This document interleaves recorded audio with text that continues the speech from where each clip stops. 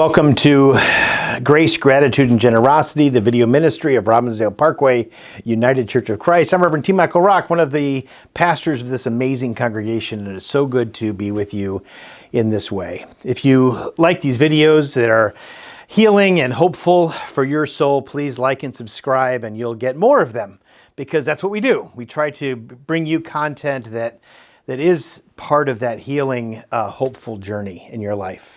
There's so much that is broken in the world, and there's so much that is tearing us apart, dividing us, and the political environment that we live in is just so hard to deal with. But one of those markers of deep institutional racism in the midst of our world that many of us have a memory of, and it happened when 19 people from Saudi Arabia and one Iraqi flew into the World Trade Centers and the Pentagon and into a field in Pennsylvania.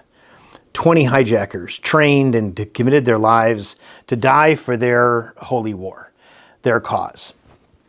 And unfortunately, people have committed to die for their holy war, their cause, for millennia, for thousands of years.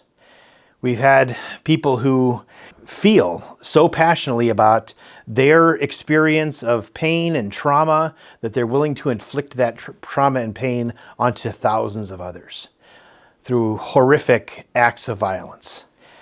And what happens in our reaction is one of those things that really takes us to our knees. The humility that needs to happen in those responses is to understand that anytime somebody gives their life for that kind of cause, for that kind of trauma on top of trauma, pass that along and kill millions of people or thousands of people or however many people, it's a painful thing, and it causes us hopefully to reflect and to learn from this experience, to not isolate, to not deny people their human rights, to find a way to respect and honor the ways people worship and live and love. And if we can do that and we come at those experiences with a sense of humility, maybe we could do a little bit better the next time around.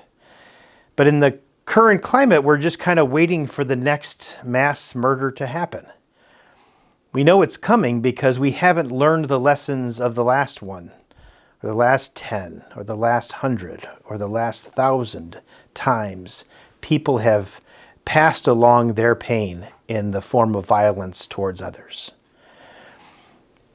But I do have hope in the midst of this. And it happened for me when I went to work as a chaplain at the 9/11 memorial site when they were cleaning up from the rubble.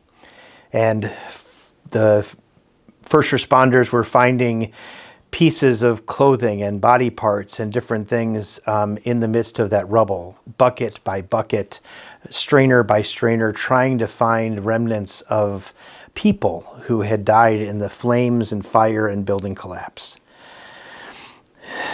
It was a horrific time, a very big time of trial.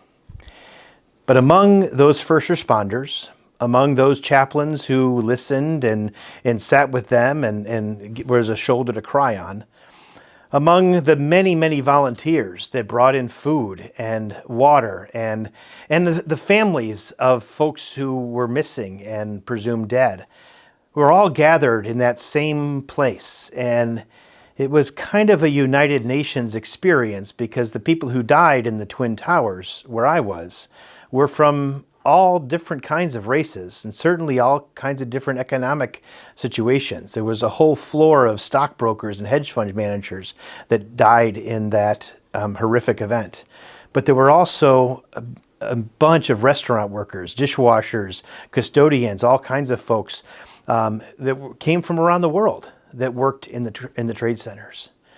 And so all these people are gathered together, and the only feeling that I had among all those people was a shared sorrow, a shared grief, a shared wound. And so we held each other, and we listened to each other, and we didn't try to fix or control or solve anybody's problem, but we were a community. We were a community that was built in what we call a core wound. The place that's deep in our souls that know that when you are hurt, so am I. When you're experiencing your trauma, your pain, my empathetic heart feels it too. And in that connection, in that place, we were one.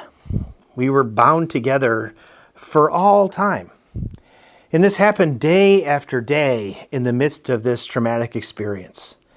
This sense of community, this sense of hope, this sense that no matter what happened, no matter how many losses and people that we found or stories that we heard, we were going to deal with that together. We were not alone.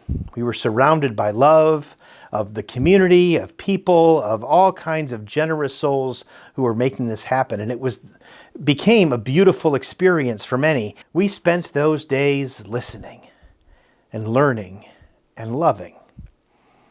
And so today on Grace, Gratitude, and Generosity, I ask you to listen and learn and love. This is our hope and our call.